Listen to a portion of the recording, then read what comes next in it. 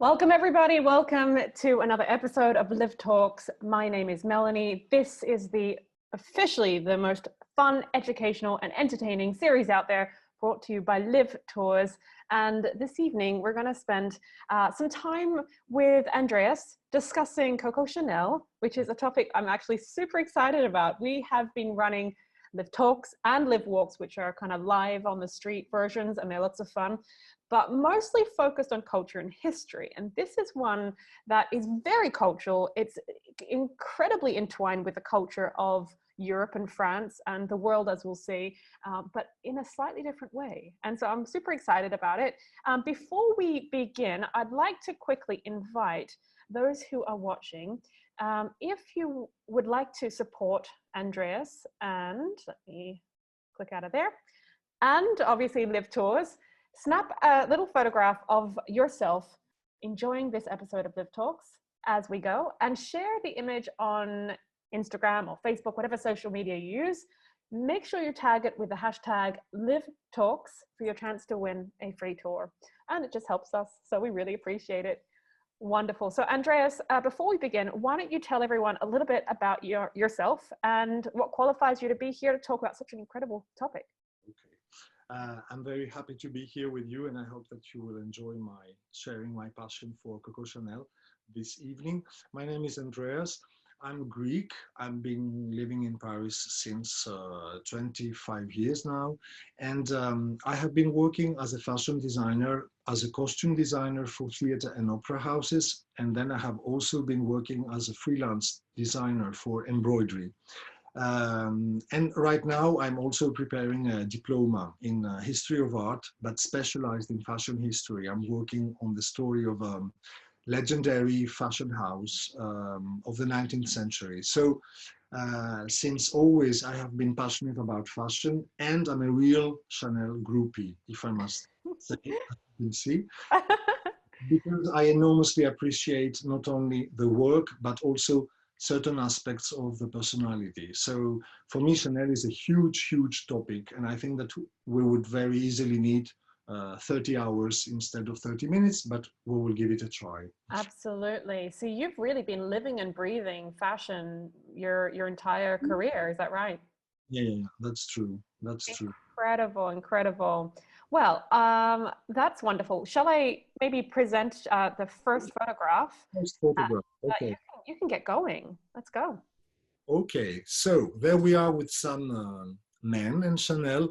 There will be lots of men in Chanel's life. And the reason why I start with this photo is because men will be very, very useful for Chanel. And it's crucial information because you will understand that it is thanks to them that she will also be able to build the Empire Chanel. So these two photos show you Coco Chanel approximately at the same period with two different versions of her persona, let's say.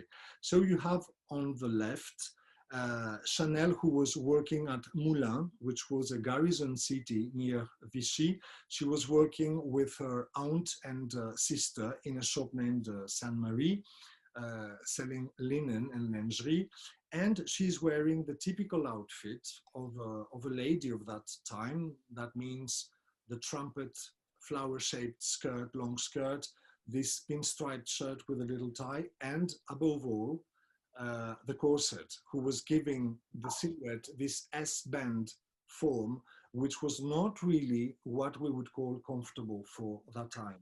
So you can kind of tell that she's wearing one.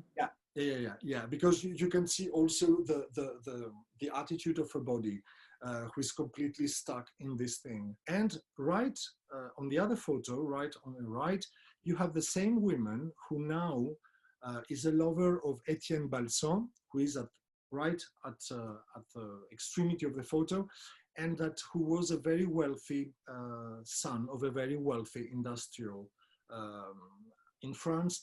He has an estate at Royaulieu where he breeds horses and he participates in races for him and his fellow gentleman friend. And there is where Chanel, who has lots of time to spend, will discover her love for horses. As you can see, there's a different attitude, completely different attitude, while they're all, few years separate the two images. And you have a woman wearing masculine breeches, a riding suit of a man with a white shirt, a tie, and a straw hat.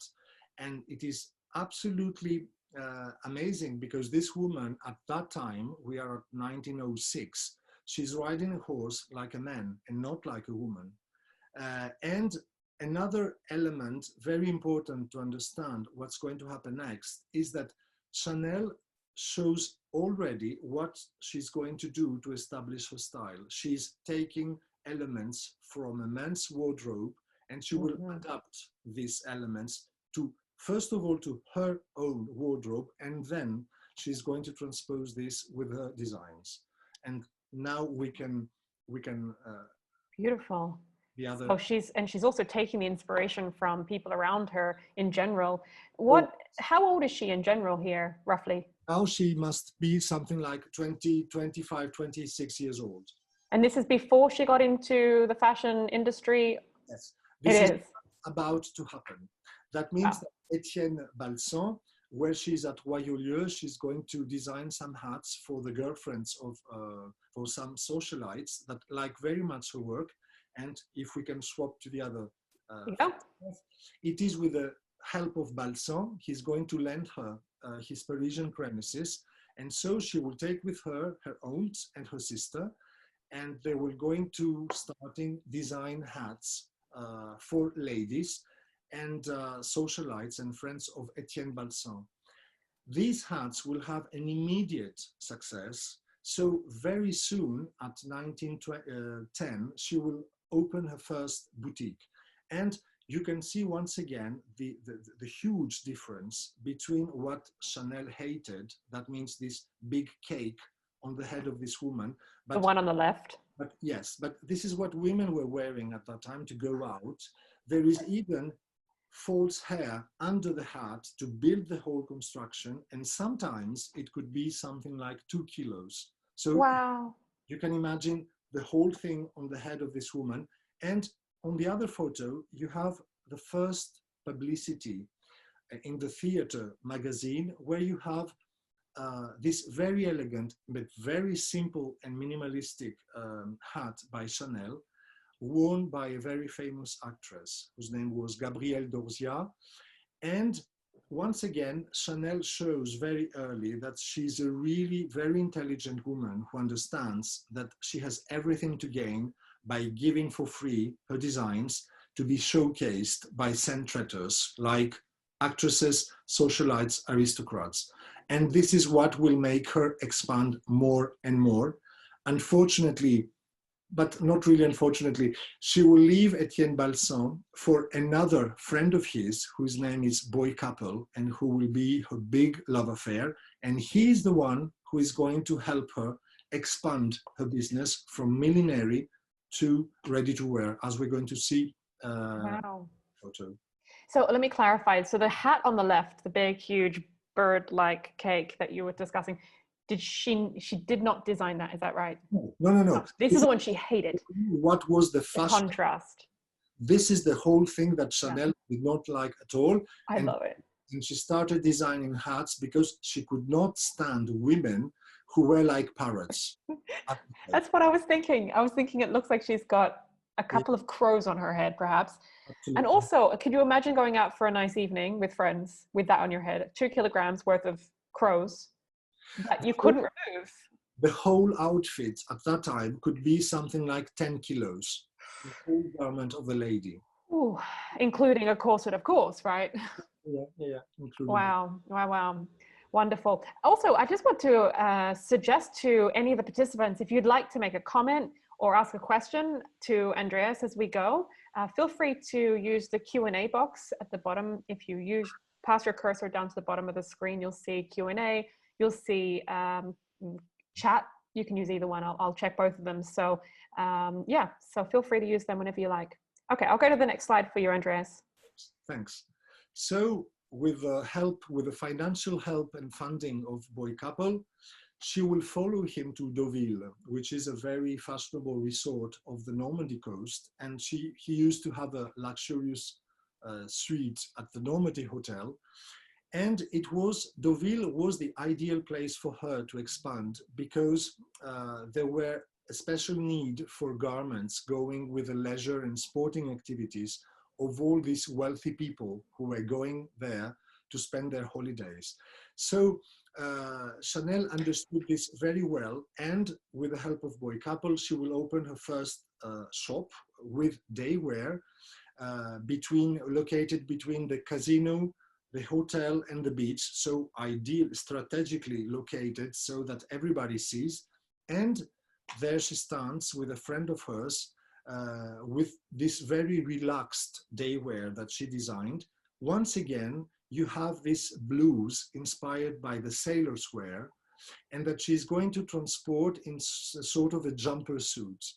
And what's very interesting about her is that she will be using what men traditionally use for this kind of sporting activities garments, like soft jersey or soft wool or flannel. And this outfit will have a tremendous success between the First World War, because women had to stay and work. So it was out of question that they kept on wearing all these very restrictive outfits. And Chanel got it really very right. So this is one of her first iconic jumpers. And this is why I wanted to show you the only surviving garment from this period, which is a sort of treasure of Chanel patrimony here in France. It is from 1916. And so it's really what's considered as garment one from the authentic Chanel brand. Wow. And for those who will be lucky enough to come to Paris, there will be a huge exhibition at the Palais Galliera, which is the fashion museum of Paris. Unfortunately, it has been delayed for coronavirus, but it's going to open in September. So I think definitely this will be in. Yeah, I think we're going to have a lot of visitors by September. That seems to be maybe a little bit before, but for sure September should be a fairly good month, with all the natural things we can't control continuing to go well. So this is kind of very fascinating for me, because we're talking about a huge shift in fashion that Chanel took advantage of based on World War I and based on the changing, let's say, requirements of a woman. Instead of just having to look good all the time, she actually had to go to work and dress in appropriate clothing. As she said to a very good friend of hers, Louise de Villemorin, she told her that times were changing, an opportunity came up, I happened to be there and I took it. That means that if the social context was different, probably Chanel with her riding breeches would be conceived as an eccentric woman. Yeah. But it was the fact that everything was changing, and she was herself a very modern and revolutionary person who did this for her. So it's really the perfect coincidence, a very happy coincidence between her modern mind and what was happening around her, and that she immediately seized as opportunity. I get the sensation by what you're saying, though, that she had a natural eye for marketing, or a natural ability to market. Completely, as we're going to see later, what's going to happen with the perfume. This is wonderful. All right, so would you like me to skip to the next one? Yes, please. There we go. So, exit Boy Couple, another man comes in. Boy Couple unfortunately got killed in a car crash, which was a huge thing for Chanel. She never really recovered from this, and she found consolation with another man who is a royalty this time, and who is the cousin of the Tsar Nicholas II. So it's Dmitry Pavlovich. He's the one who will introduce Chanel to a chemist from the south of France, Ernest Beau, who was already working for the Russian court. I need to say that Chanel once quoted that a woman without a perfume is a woman without future. So Dmitry really listened to this, and so Ernest Beau accepted to work for her and establish a perfume. What we have to know is that at that time, perfumes were duplicating, were the replicas of very identifiable scents of flowers, let's say jasmine, rose, gardenia, and all this was contained to very elaborate glass or crystal bottles with simply impossible names. So the whole thing was extremely barockish.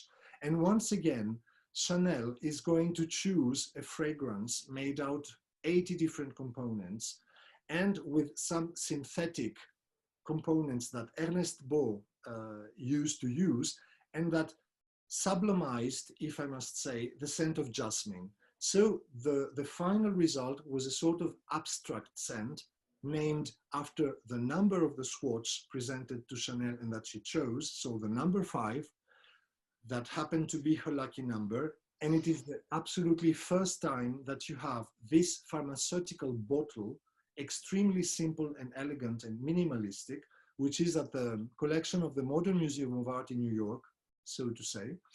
And it is the first time that you will have the name of the designer on the bottle.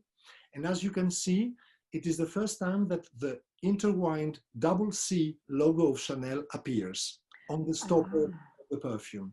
It will evolve, but this is the first one. And here comes a legend. The other photo, the little detail, comes from Aubazine, which was the convent where Chanel was supposed to have been abandoned by her father, her sister, when her mother died, when she was 12. It seems that the inspiration for the double C comes from the stained glass windows of this convent. There is a sort of mythology about this. It is not absolutely sure, but Chanel, the house of Chanel, has built a whole myth between Chanel and Aubazine. Yeah, well, I wouldn't really be surprised, because ideas, we don't come up with ideas. They're all inputted from our environment. We don't, it's all mostly subconscious, but black and white that the nuns were wearing, some symbols on the pavement. Exactly. It comes together. Yeah. And I love that phrase, a woman without a perfume is a woman without a future. It's like, and of course, so great at marketing. It's incredible. You should always think about Chanel and the number 5, which is, you know, they're selling a bottle every 30 seconds. So it's the biggest wow buster sales for Chanel. It was tremendous success, and especially in the States, tremendous, huge success. Wow. Can I ask you, is the perfume today, is it the same as it was when she first created it? No, different. I mean, obviously chemically, but the smell, is it? Unfortunately, lots of ingredients of perfumes are forbidden now.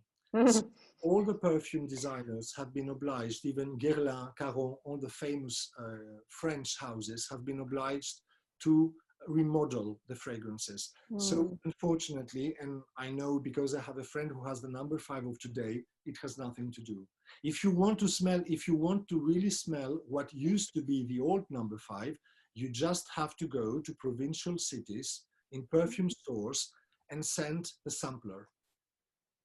The sampler, oh. Oh yeah, because the sampler is long ago. So it is not, you know, it's not replaced every day. So that's right. This is where you risk to have the real scent. That's interesting. Wow. The more far away is the shop, the more unknown is the shop, the best chance you can have to fill this. The least turnover, right? Wonderful. All right. And there is one thing, Chanel is growing. She has now the 31 Rue Cambon, but there's a little detail about a successful woman who does fashion in Paris during the 20s. Establishment and trade does not mix. So Chanel is very famous, very elegant, very wealthy, and everybody's looking forward to having her clothes and pay very big money for it. But she's not at all invited to big parties, balls, invitations. This is going to change because she's going to be lucky enough to meet a lady called Missy Assert, who is going to be her own really girlfriend till the moment Missy Assert died. She's a Polish pianist, an artist's muse, because she's married to a Catalan painter, José María Assert. And this woman has an enormous circle of intellectual and artists that really are very fond of her. And by Missy Assert, Chanel will be at the same table with what can we say are the monsters of Parisian elite, like Pablo Picasso, the author and writer Jean Cocteau, or the impresario of the ballet russe, Serge Diaghilev. Wow. What will happen is that these persons will immediately understand how modern Chanel is in her mind, and they will suggest that she designs costumes for her productions, for their productions. And I chose to show you two things. The one on the left is 1924. It's called Le Train Bleu, the Blue Train, and it is an opera staged at the Champs-Élysées by the Ballet Russe, by the Russian ballets. And as you can see, it concerns sports, tennis, golf, and swimming.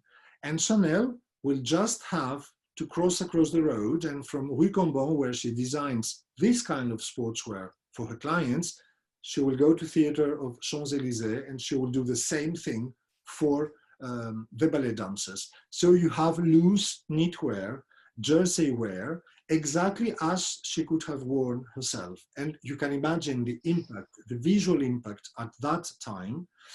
And moreover, later, the other photo is from 1934, where she designs this amazing and extremely modern thing for Cocteau's lover, who was the actor Jean Marais, who is going to be his husband and companion. And this is his first appearance in an adaptation of a Greek tragedy. He's Oedipus Rex. And I found this image completely astonishing by this kind of modernity, because even today, if you see this on the stage, I mean, it's not common. And for me, it's once again a proof that Chanel was a very, very special and very, very avant-garde person in her mind. Very. Yeah, because I imagine at that time, seeing that kind of costume would have been shocking. Yeah, exactly like lots of productions of ballet russe who had been enormous scandals. And Chanel has been very generous with all these people because she has funded them, and she has paid also for Cocteau for his addictions with opium. So she was also very generous towards all these people who accepted her in their circles. Wow, it's all about who you know, isn't it? Completely, completely. And this is also another important, how should I say, a moment of the career of Chanel, who loved the black color since always, but it is only in 1926 that she's going to design what will be another huge iconic item of the Chanel wardrobe, the little black dress. At that time, it is just the dress that you see, which corresponds to this very new silhouette of the Roaring 20s, which is called La Garçonne, let's say the boy's girl. La Garçonne was a novel by Victoire Marguerite, who was an author, and he launched this personage, who is a very independent and modern woman, and this is how Chanel comes with this very narrow-breasted, narrow-hipped silhouette, with this very elegant and simple dress out of the materials that she really uses all the time: jersey for day wear and velvet or crepe for nightwear, together with a string of pearls and this cap hat that she did not invent, as they say. Other before her had done this. And what you see is the publicity of the issue of October 1926 of US Vogue, who just refers to this dress as the Ford T-Engine motor car, wanting to say that this is going to have a tremendous success and it is going to be massively worn, which, as we know, is the case. And who else could do the publicity for herself than Chanel herself? Here she is photographed by Horst, and this is really the epitome of the Chanel image. The little black dress, strings of pearls, the cigarette, because she's a modern, liberated woman, and this magnificent enameled cuff that she's wearing, the bracelets, designed by her jewelry designer, Roman Count Fulco di Verdura. It is incredibly elegant and very beautiful. Even so much more so, having a greater appreciation even in these minutes that we spent together. See what Are. will happen to her during the 30s. It's the next photo. All right, let's do that. So, Oh wow. during the 30s, Chanel is really now a well-established, very bad-tempered, shrewd businesswoman. She has 4,000 employees. She has something like 60 workshops. She's gaining lots of money, and she will also have different experiences in her work. She's going to be invited with a contract of $1 million per year by Metro-Goldwyn-Mayer. So she will spend some time in Hollywood in order to design special clothes for films with Greta Garbo, Norma Shearer, or Gloria Swanson. It is not really going to last. So she will come back to Paris. She will design a diamond collection. And at the same time, as you can see, she is a completely free, elegant, dynamic woman who has this absolutely amazing style that you could have also today. I mean, you can see the same woman today and nobody will be shocked.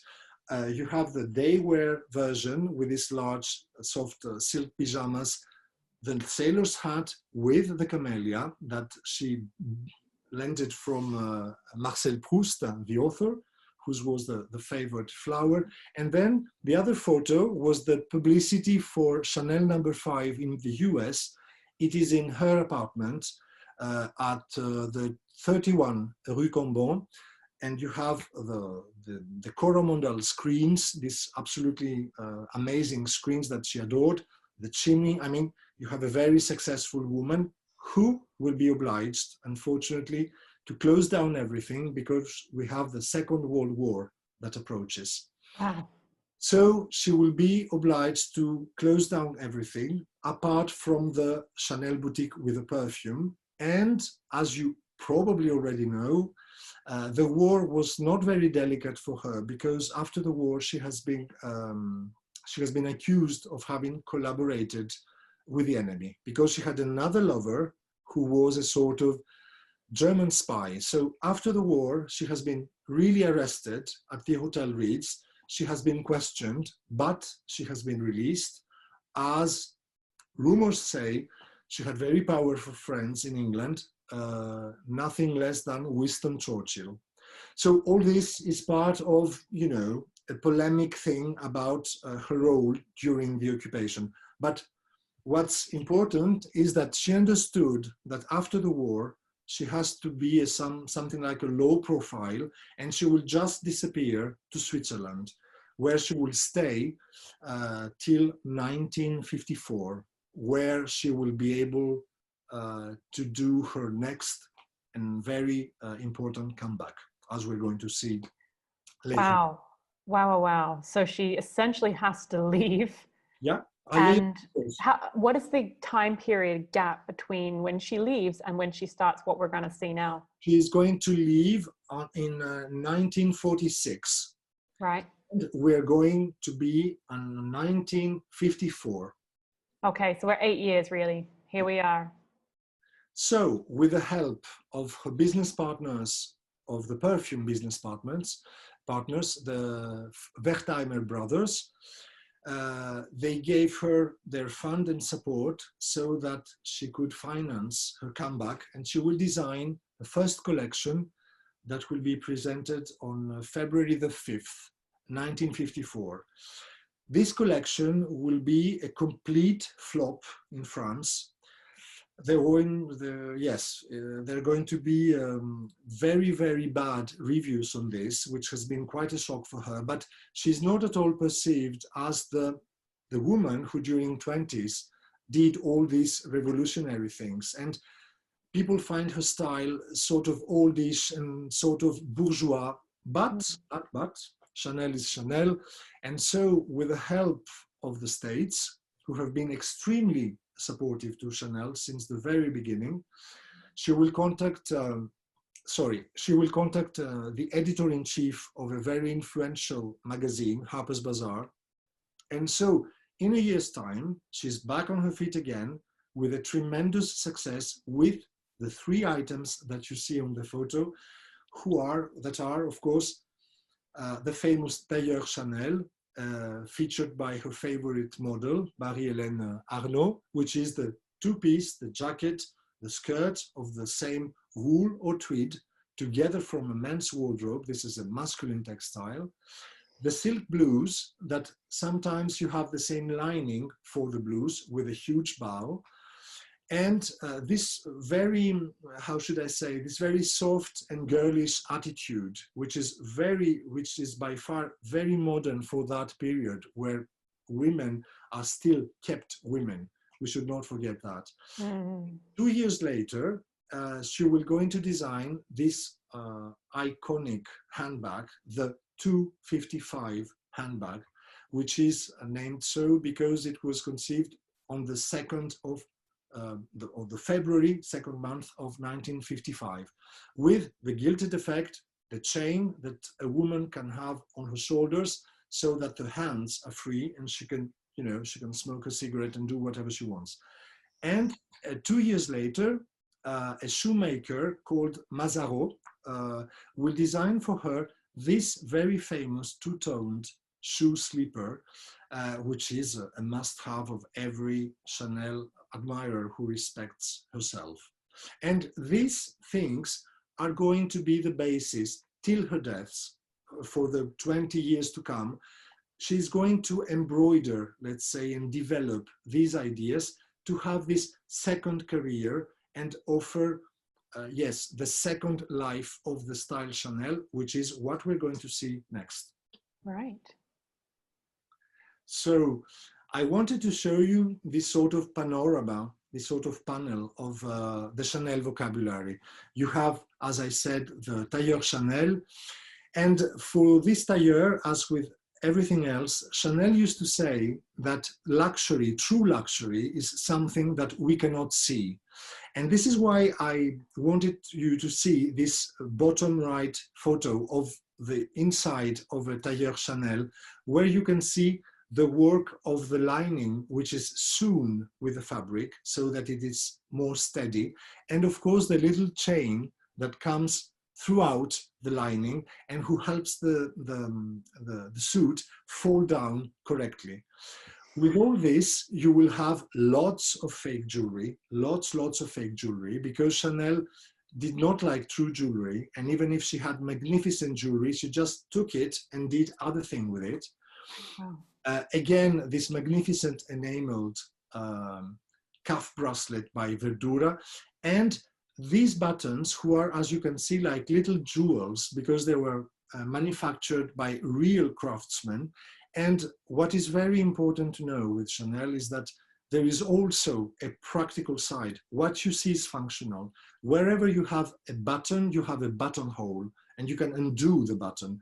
Whenever you have pockets, there is enough space so that this woman puts her lipstick in it, her cigarettes, her keys. What was important for Chanel above everything, and it is the first principle that she established for herself, was to be comfortable enough, to have a modern life, to be able to take the bus, drive a car, to be able to move.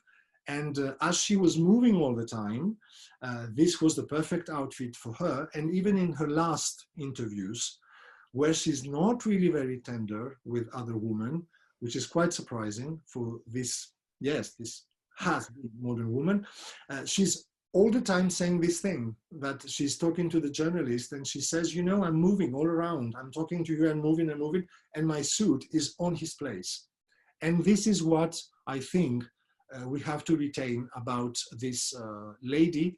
And this is what the Wertheimers have tried to capture by calling Karl Lagerfeld after her death. Chanel was died in 1971. She was 87, I think. And for many years, the staff has been trying to work for the couture house, but it became a bit out of fashion. And so in 1981, the Wertheimer brothers called Lagerfeld and they told him, you know, take it or leave it. If it doesn't work, anyway, we're going to sell. but we're going to give you enough money so that you do whatever you want with it. And as we all know, the result is 40 years of a pure